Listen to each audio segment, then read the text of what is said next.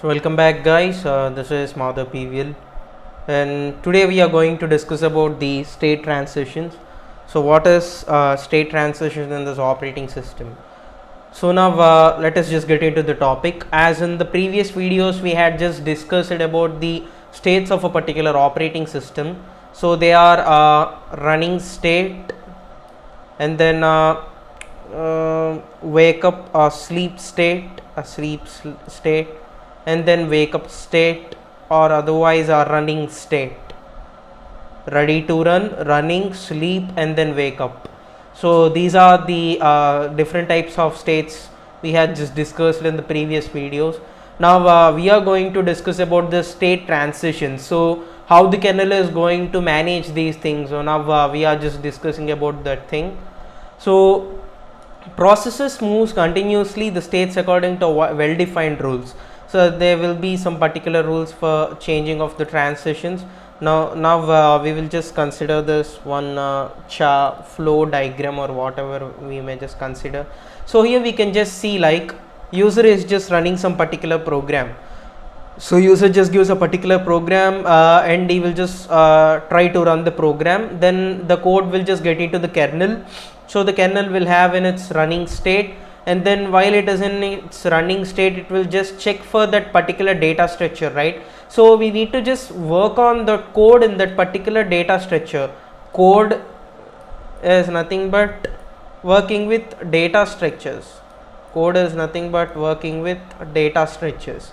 So if that particular data structure is fixed with some other work or some other process, then that particular running process will just get into the sleep. So now we will just discuss one by one, but according to this chart let me just make it clear. So when the process is in running state in the kernel, then it will just get into the sleep mode, and again it will just wake up, and then it will just get ready to run, and it will just schedule the process, and then again it will just get into the kernel, and then again after getting into the kernel it will just work with interrupts, and then it will just solve things, and then again it will just get back to the user for giving this final output. So this is a very basic flow of that particular process in a kernel. So context switch is possible only with a step-by-step process. Context switch is nothing but running to sleep, sleep to wake up to ready to run to schedule to again return back to the user. So these are the context switching.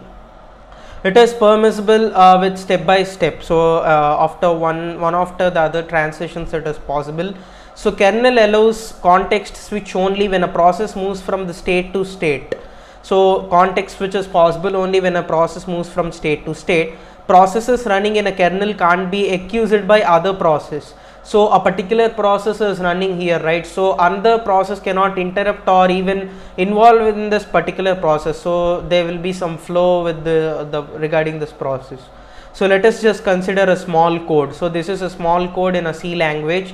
So here we can just see like this is a pointer, and this is nothing but a double linked list. Double linked list is nothing but we will just learn it in the previous first year subjects in Java and C programming. So we know what is a double linked list, right? So a double linked list will be something like this, having two pointers front and back. Here there will be some data. So we will just discuss it. Now if we just see here BP1. So BP1 is one of my doubly linked list. It will have front and back. So now I am just trying to insert BP1 in front of BP. So BP is a particular pointer who is already there in that particular flow of list, but now I am going to just enter BP1 in front of that BP. So for that in our C language we know that what we write towards the right will just consider as some definition, and what we write towards the left will be considered as the value, right? So towards the right it's a definition, and this is a value and definition. So the value will be replaced with that particular definition, right? So that is the thing which we learn in the C language. The things which we write towards the right side will be a particular definition, nothing but address or the way which we represent that particular state, and then the thing which we write towards the left will just replace that particular place. So here we can just say like bp1 friend is equal to bp friend. Here I had just drawn something, so this is a bp, so this is something bp is a double linked list which is already in that particular list. Insertion of bp1 in front of bp, so bp friend is nothing but this bp friend and then bp back. So bp friend is bp1, we are just inserting that, right? So bp1 back is equal to bp, so bp1 back is nothing but this one bp1 back and bp1 friend. So bp1 back is bp, so bp1 back is bp, here it is clear. So bp friend is equal to bp1, so bp friend will be bp1. So here we are just making sure clear that the things are arranged properly, the bp1 is inserted properly in front of bp. So here everything is fine. So this is one of the possible command which we can just use for the purpose of checking. So the until here this can be considered, this can be typed in that particular kernel. So bp1 friend or back, bp1 friend back is equal to bp1, so bp1 friend and then bp1 friends back is equal to bp1 friend back. So exactly this is a thing which we will just check for the conditions. So here let us just keep this aside. So in the above code we are using a doubly linked list, so I had just explained it very clear.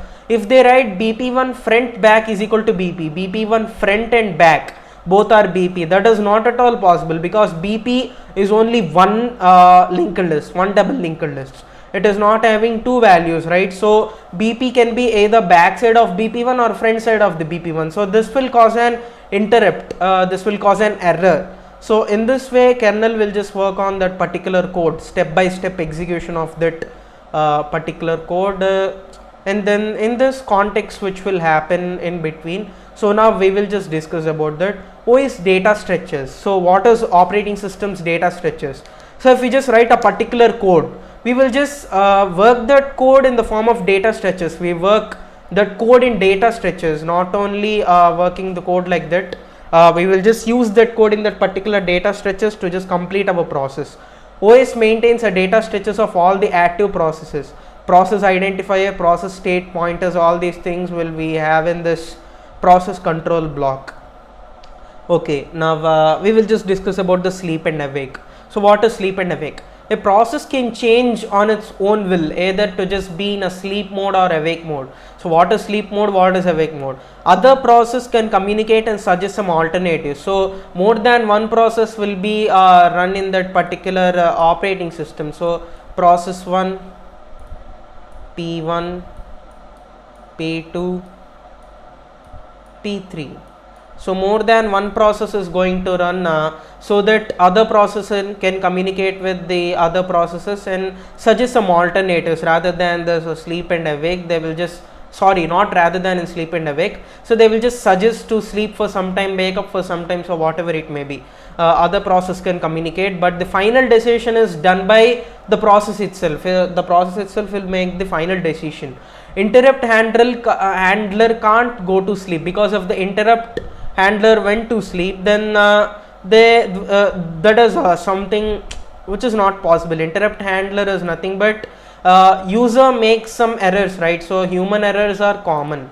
So if user is making some error, then interrupt handler need to work properly to just get rid of that particular interrupt, that error. So interrupt handler can't go to sleep. Process will be on sleep state until the event occurs. So the process can be in a sleep state until when the event occurs, because simultaneously in some processes events will occur, but here we are just considering only one event at a time. So the process can be one process can be in a sleep state while another process is working for that particular event. So when the work with this process is just occurring, then the event or the kernel will just wake up the process to come and work on that particular event. When that event occurs, then the process will wake up. Sleeping process don't consume the CPU resources. It will not have any particular pointers or whatever it may be. Sleeping is nothing but leaving this particular flow aside and keeping that keeping the whole process or particular side. So they will just leave everything and they will just take something like a rest.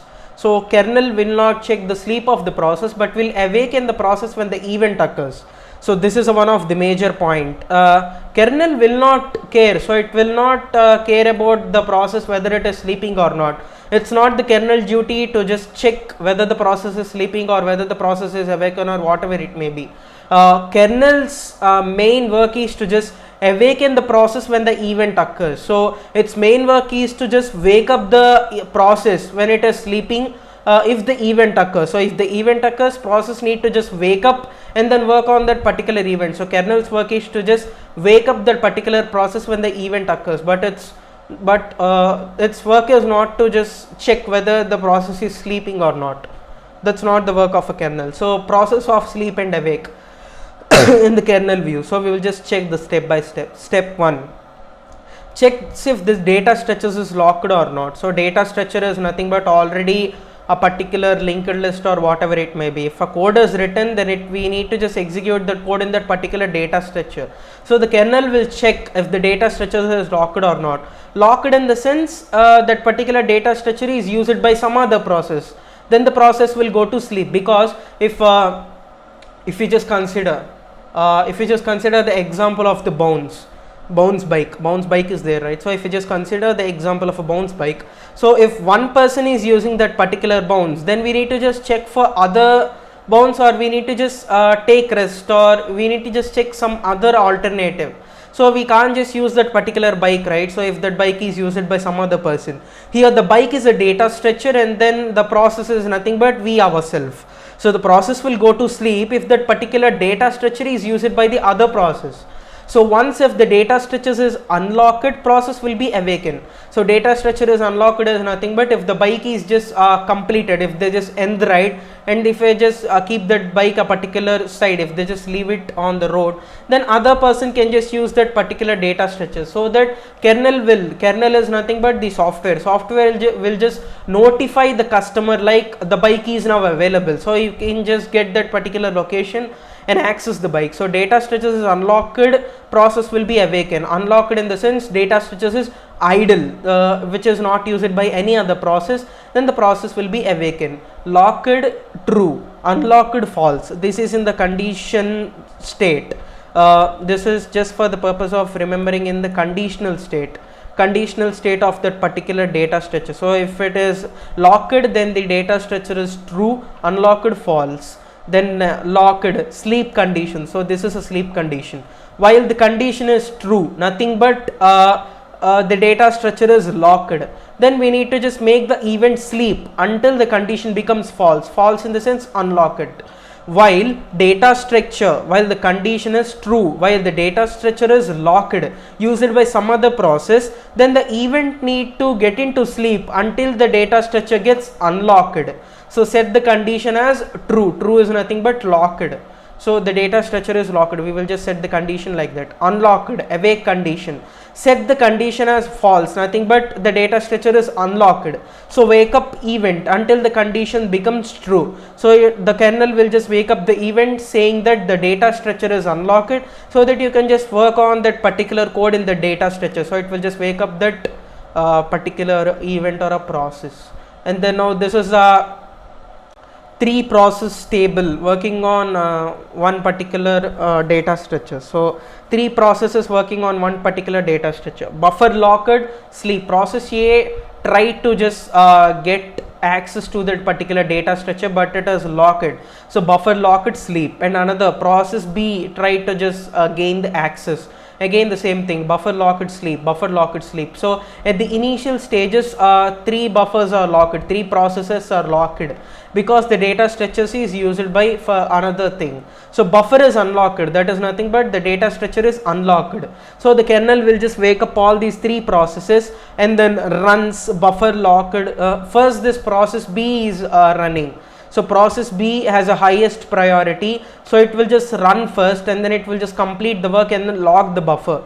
And then the next it has a highest priority, and then second this process A will just run, and the after that is completed the buffer will be locked and it will just get into the sleep, and then again the third the process C will be run and the buffer will be locked after it was completed, and after the three processes are completed every three processes will just get into sleep, and finally at the final stage all the three processes will be ready to run in the user interface. So context switch will be eventually according to the priority of that particular state, particular process. If the process B is important, then it will just give the first position, and process A the second position, and this will be the third position.